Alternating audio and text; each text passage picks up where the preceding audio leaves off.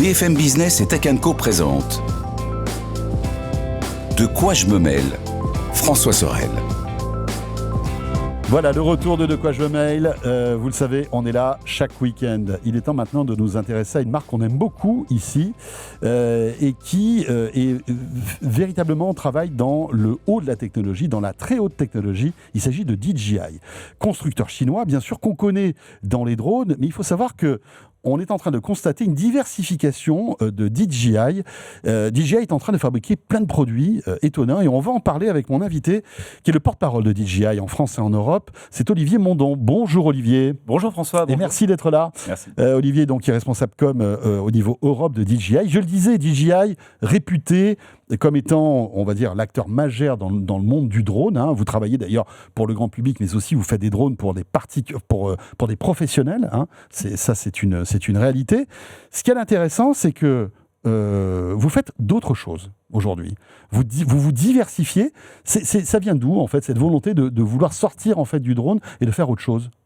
Alors, DJI, c'est vrai qu'on est aujourd'hui extrêmement diversifié. On n'est plus seulement le roi des drones, comme on nous appelait à l'époque, puisqu'on fait beaucoup de caméras, beaucoup de stabilisateurs. Mais aujourd'hui, on se diversifie toujours plus avec des stations solaires portables, par exemple. C'est la gamme DJI Power qui vous permet de partir en camping ou même une équipe de production qui emmène avec soi de l'électricité, parce qu'on en a toujours besoin. C'est-à-dire qu'il y a c'est une grosse batterie, ok, qu'on peut connecter alors, au courant pour la recharger, soit on met des panneaux photovoltaïques, et là on est en parfaite autonomie, on est à la campagne, et on a une source d'énergie importante. C'est Exactement, on peut oublier les générateurs diesel, par exemple. Voilà, je prends le cas de Mayotte où vous avez besoin d'électricité ou besoin d'eau à ce moment-là, ça aurait été parfait d'avoir ce type. Et assez de puissance pour faire tourner une télé, pour faire marcher un frigo, des choses comme ça, c'est ça ? Même une machine à laver aujourd'hui sur la Power 2000, puisqu'on a une sortie qui est de 3000 watts, qui est incroyable. Ouais. Et c'est quoi les usages en fait de ce type d'appareil ? Qui achète ça aujourd'hui ? Alors aujourd'hui, les particuliers achètent ça, mais aussi les entreprises. Et puis ça peut servir pour la van life, quand on part en week-end, quand on part en camping, on a besoin d'électricité. Pour faire du jardinage chez soi, derrière son jardin, en backup aussi, puisqu'on parle d'électricité aussi chez soi, qu'on peut faire du stockage en fait. Pourquoi pas stocker sur des panneaux solaires qu'on peut accrocher sur le balcon à Paris pour pouvoir après réinjecter dans son réseau personnel le soir. C'est aussi possible en France depuis le mois d'août de faire ça avec nos batteries Power 2000 DJI. Et là, il suffit de les brancher en fait sur le courant. Sur une prise de courant, et le courant est réinjecté en fait dans le réseau. C'est ça, il faut juste quand même rajouter un petit élément en plus, mais c'est possible. Oui, tout à fait. D'accord. Donc ça, on ne vous attendait pas là-dessus, mais cela dit, quand on réfléchit à ce que vous faites, vous avez une expertise en matière de consommation d'énergie qui est hyper importante avec les drones. Bien sûr. Vous gérez tout ça de manière très très fine. Donc on se dit que cette technologie issue du drone arrive, donc c'est Power Station en quelque sorte. Ça c'est la première innovation. Et puis la deuxième, alors là on ne vous attendait pas du tout, c'est sur en fait le nettoyage. C'est ça, donc on vient de lancer notre premier aspirateur robot, enfin c'est de la robotique en fait, issue du monde du drone, puisqu'il a tout l'ADN du drone. Il a nos capteurs, nos retours à la maison. On a une expertise, bien sûr, quand on peut envoyer des drones à plusieurs kilomètres sans qu'il y ait aucun obstacle qui interfère entre leurs chemins. C'est la même chose. Si vous avez un câble d'iPhone qui traîne dans votre salon, il va le détecter de façon assez extraordinaire. Pareil pour le retour à la base et bien sûr le nettoyage, le bruit, enfin toutes les caméras en fait des drones et toute l'intelligence artificielle du drone pour le parcourir dans le ciel. On la met maintenant dans votre salon. Et voilà, on est ravis d'arriver avec ça. Ce n'est pas non plus un hasard, puisque toute cette techno, on l'a développée, les lidars, les caméras fisheye, etc. Donc voilà, c'est... Après, c'est pas la même histoire quand même, hein, le nettoyage, parce que autant sur les drones, vous êtes... il y a peu de concurrents de votre niveau, quasiment pas. Les Power Station, encore une fois, il y a peut-être des concurrents, mais finalement, c'est un marché assez de niche. Hein. Mais là, les aspirateurs robots, vous arrivez quand même sur un truc où il y a... c'est la jungle. Il y a énormément de concurrents qui sont pas mauvais pour la plupart parce qu'ils ont une vraie expertise. Comment vous vous démarquez justement de tous ces constructeurs ? Alors on n'arrive pas sur un marché pour faire du copier-coller ou pour faire quelque chose qui existe déjà. On sait très bien que le marché est déjà très compétitif, mais si on arrive, c'est vraiment qu'on a de l'innovation comme à chaque fois pour proposer, comme quand on sort un drone, c'est toujours parce qu'il y a quelque chose de nouveau, quelque chose qui va faire que les utilisateurs vont vouloir bien sûr se pencher sur cette nouvelle technologie. Et si on amène cet aspirateur, c'est parce qu'on y croit. On a aussi un design qui est très singulier et qui se démarque, puisque quand vous avez ça dans votre salon, vous avez besoin aussi d'avoir des objets que vous voyez tous les jours, donc, et qui sont intelligents, qui ont un phare pour aller sous le lit, Voilà, beaucoup d'innovations qu'on a amenées. Alors pour l'avoir testé dans une maison, c'est vrai qu'il est plutôt joli. Hein.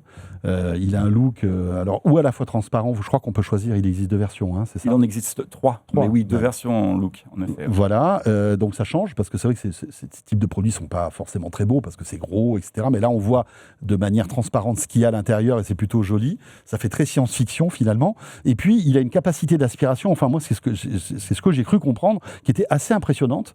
Il arrive véritablement à aspirer comme un vrai aspi, quoi. Oui, et puis là aussi, les serpillères qui, à l'arrière, peuvent aussi... Oui, parce qu'il lave aussi, bien sûr. Ouais, ils peuvent aussi s'écarter un petit peu dans les coins. Enfin, c'est super impressionnant quand on le voit passer sous les chaises, par exemple. On voit vraiment l'intelligence à la précision au millimètre près. Voilà, on voit bien là sur les images. Et c'est ce que vous disiez, c'est que, étant donné que, évidemment, les capteurs sont issus de votre technologie que vous aviez mis en place pour les drones, on a une précision incroyable pour justement éviter les objets, etc., etc. C'est ça qui est assez intéressant. Comme votre drone, quand vous perdez le contrôle, admettons que la télécommande, il n'y ait plus de batterie, eh bien, il va revenir exactement à l'endroit de décollage en évitant tous les obstacles et atterrir au centimètre près. Là, exactement là où il a décollé. C'est pareil pour le drone. Le nettoyage, c'est une nouvelle voie que vous allez explorer. On peut imaginer avoir d'autres produits aussi dans ce domaine? Je pense que oui. Enfin, je ne peux pas vous dévoiler le roadmap qui arrive, mais bien sûr que quand on arrive sur un marché, on est là pour rester. On l'a vu dans les microphones. Il y a 4 ans, on ne faisait pas de micro. Aujourd'hui, on est incontournable sur l'audio. Les caméras, les stabilisations. On parle de caméras. Aujourd'hui, on fait des caméras 360 degrés. On est là aussi. On fait des nano-caméras qu'on peut porter sur soi en accessoire, en lifestyle. Chaque fois, cette gamme n'est pas là pour juste un one-shot. On le voit d'ailleurs sur les images derrière, avec Julien Roux, qui vient de battre un nouveau record au-dessus du Mont Blanc, sur le plus haut mur d'escalade au monde. Donc, chaque gramme compte quand on est à ce niveau-là. C'est vraiment un exploit physique et sportif qui demande presque une année de préparation. Et il ne peut pas se permettre d'emmener avec lui une grosse caméra. Il faut qu'il ait une caméra discrète qui s'efface et qui ne pèse pas trop, parce que à ce niveau-là, à 5000 mètres d'altitude, voilà, c'est vraiment un exploit. Et à moins 15 degrés, ça marche? Ça marche, oui. Et puis là, donc, il a la 360, l'Osmo 360, l'Osmo Nano, enfin voilà, c'est toutes les caméras qu'il a pu emmener avec lui. Quel défi physique, ça, ce truc-là, c'est dingue. C'est vraiment un athlète. C'est incroyable. Quoique vous êtes aussi un peu un athlète, mon cher Olivier, parce qu'on va voir d'autres vidéos qui sont assez intéressantes. Parmi toutes les nouveautés que vous sortez en matière de drone, là j'ai l'impression qu'on arrive à un tournant, si je puis dire, avec une nouvelle catégorie de drone qu'on peut qualifier d'intelligent. Pourquoi ? Parce que c'est un drone qui va être comme une vraie petite caméra personnelle qui va vous suivre. Et on se dit, bon, à quoi ça sert ? Je sais pas, vous faites des vidéos, vous faites des vlogs, vous êtes youtubeur, vous avez envie de vous filmer en famille, faire de belles photos parce que vous êtes sur la plage, il y a un coucher de soleil, vous en avez toujours un qui est puni parce qu'il doit prendre la photo. Là, avec ce type de choses, on arrive à faire des vidéos et des photos de dingue.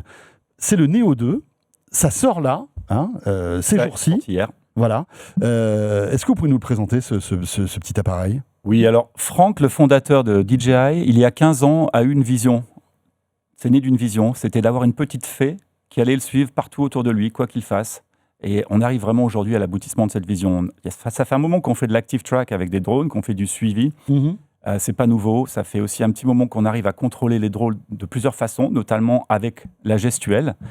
Et aujourd'hui, on pousse vraiment ces technologies à l'extrême, puisque c'est vraiment une petite fée qui va vous suivre, éviter les obstacles, choisir le point de vue. En fait, c'est votre partenaire créatif, c'est votre caméraman partenaire. C'est pas seulement vous qui le commandez, c'est pas seulement un outil. Il va aussi avoir de l'autonomie pour co-créer avec vous, y compris pour l'audio, puisqu'avec le DJI Mic, ça annule aussi le son. Donc, c'est vraiment votre caméraman. Donc, imaginez que vous dévaliez une pente en VTT sous des sapins. Il va vraiment vous suivre de façon extraordinaire. Pouvoir aussi tourner autour de vous, faire des travelling qui seraient impossibles, même avec le meilleur pilote FPV au monde, ça serait dangereux en plus. Enfin voilà.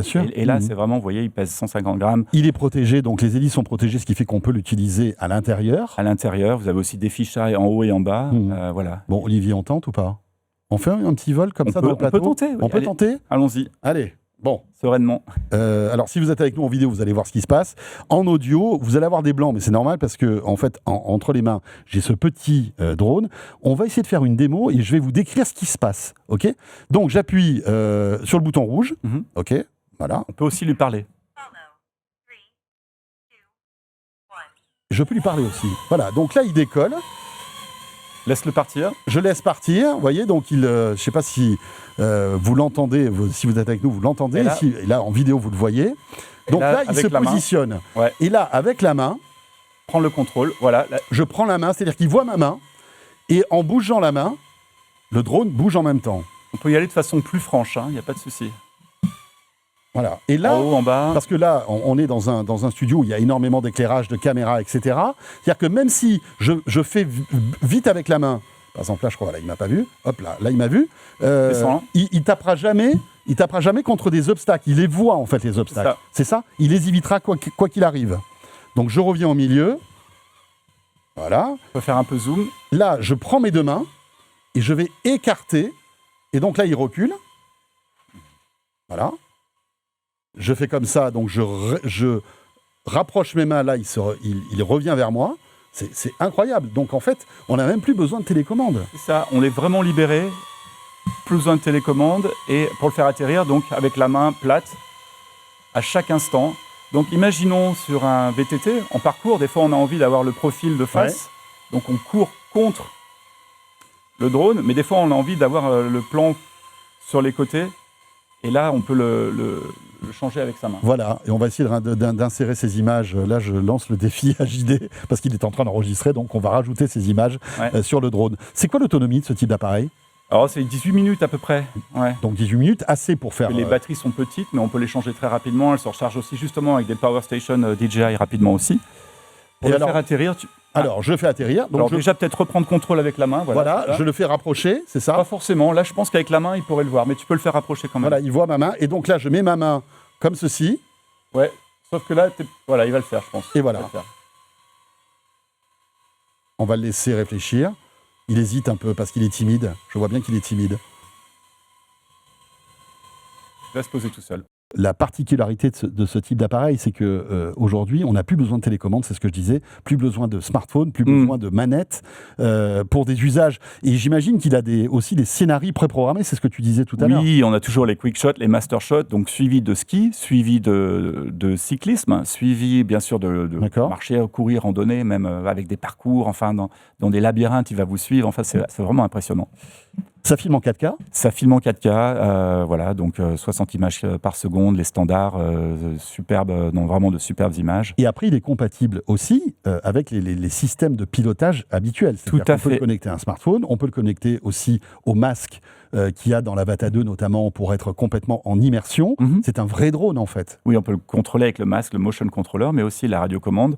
C'est vraiment le drone en plus polyvalent qu'on peut utiliser pour tout type d'usage, y compris en FPV, y compris en drone scénique, on va dire, et puis celui-là qui est vraiment... Voilà, et c'est top. Imaginez pour les hôtels, pour faire visiter des hôtels, pour l'immobilier aussi. Enfin, il y a des usages B2B qui sont impressionnants, quoi. Enfin, Pour le sport aussi, on aime bien se filmer avec des caméras d'action, mais là, maintenant, plus besoin de caméras d'action, on a le... D'ailleurs, tu nous as envoyé une vidéo de toi courant à la campagne, et où on te voit avec le drone qui te suit. Ouais, et ce qu'il y a de dingue, c'est que en fait, il est derrière toi, il peut être devant toi aussi, tout dépend en fait du scénario que tu imagines, mais si par exemple il a des arbres ou des branches qui sont devant lui, eh bien il va les éviter en fait, comme s'il y avait un petit pilote de drone à l'intérieur. Ouais, c'est vrai, on dirait la science-fiction, mais on le rend possible. C'est vraiment... quoi, c'est de l'IA ça ? On parle beaucoup d'IA, c'est quoi, c'est des algorithmes ? Forcément, il y a de l'IA quand on fait de l'active track, quand on laisse un peu de l'autonomie au drone pour le chercher, chercher le sujet, et ça fait un moment qu'on fait ça chez DJI, mais là vraiment on arrive à un niveau de perfection qui est vraiment bluffant. Et ça coûte combien ce type ? Alors 239 €. 239 €. Ouais, c'est vraiment... 239 €. Ouais. Et 239 €, c'est le drone nu, puisqu'encore une fois, on n'a pas besoin de radiocommande pour vraiment faire des plans extraordinaires. En fait, pour 239 €, avec mes mains, je peux le commander. Voilà. Et c'est 399 € avec la radiocommande et un set de 3 batteries. Et encore un tout petit peu plus pour avoir les goggles et le motion controller. Alors, si vous avez déjà des drones DJI, justement, l'avantage, c'est que si vous avez l'Avata 2, vous pourrez utiliser votre casque avec motion controller et utiliser aussi celui-là. Ça marchera avec celui-ci. Voilà. C'est quoi les prochains projets ? Alors, je sais qu'il y a beaucoup de secrets derrière tout ça, mais Il y a des pistes sur lesquelles vous travaillez là, actuellement, sur de nouveaux produits? Alors, on voit la diversification de DJI, on est à chaque fois ici pour innover et pas pour faire du copiquet de choses. Donc, je pense qu'on a encore de belles surprises à vous réserver. Je ne vais pas tout de suite parler du roadmap de 2026, mais cette année, en cette fin d'année, on a encore beaucoup de produits à sortir, parce que, voilà, je ne vais pas vous dire un peu plus, mais on a sorti aussi l'Osmo Mobile 8 le 5 novembre. Et puis le Romo, donc juste avant, l'aspirateur robot, donc ça fait déjà beaucoup de nouveautés. Pas mal. Voilà.